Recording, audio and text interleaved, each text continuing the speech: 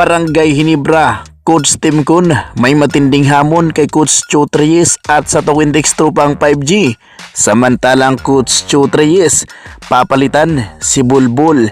Ngunit bago yan, kung kayo ay solid fans ng Barangay Hinebra katulad ko, palike and share naman dyan at pakisubscribe na rin. Maraming salamat. So pag-uusapan muna natin mga boss, itong si Bulbul kung saan ay bumisita nga ito sa isang barangay dito sa Pasay, kung saan ay nagpapasaya lang naman itong si Bul ng mga bata mga boss. Well, may mabuting puso din naman pala itong si Bulbul kahit siya ay talagang suplado masyado sa loob ng court. Biruin mo naman yon, pag siya yung magiging best import ay talagang hindi ito nagpapa-interview. Katulad nung nakaraan na siya ay naging best player mga boss, kung saan ay nagkaroon nga siya ng matinding issue at nagmulta pa nga siya. Pero kahit papaano ay maganda pa rin ang kanyang ipinakita sa ating mga kababayan, lalo na sa mga bata. Malaking inspiration ito bilang isang boss basketballista, ay talagang maganda. Samantalang itong si Coach Chot Reyes ay may nilinaw. Usap-usapan kasi na itong si Bull ay palitan ito bilang import dito sa Twintex Tropang 5G at ang si Magi pa nga mismo daw ang ipapalit rito.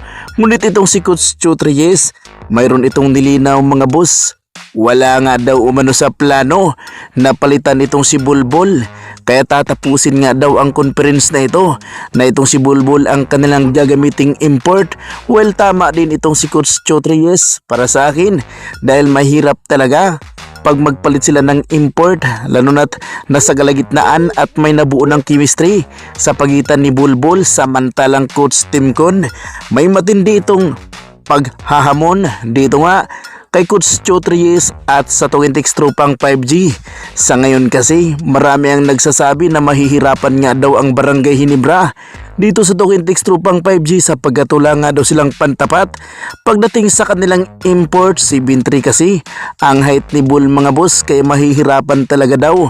Ngunit ayan kay Coach Tim Kun, malalaman nga daw umano iyan at talagang mananalo lang daw ang Twintex Tropang 5G kung maganda ang kanilang ipakita. Kaya naman may hamon itong si Coach Tim Kun dito kay Coach Chot Reyes.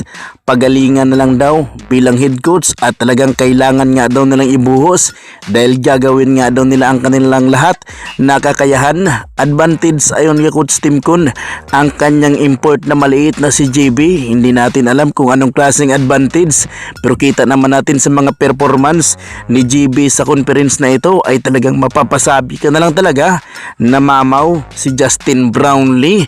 Kaya abangan natin ang match up na iyan mga boss. Talagang maganda ang laban o ang bakbakang iyan.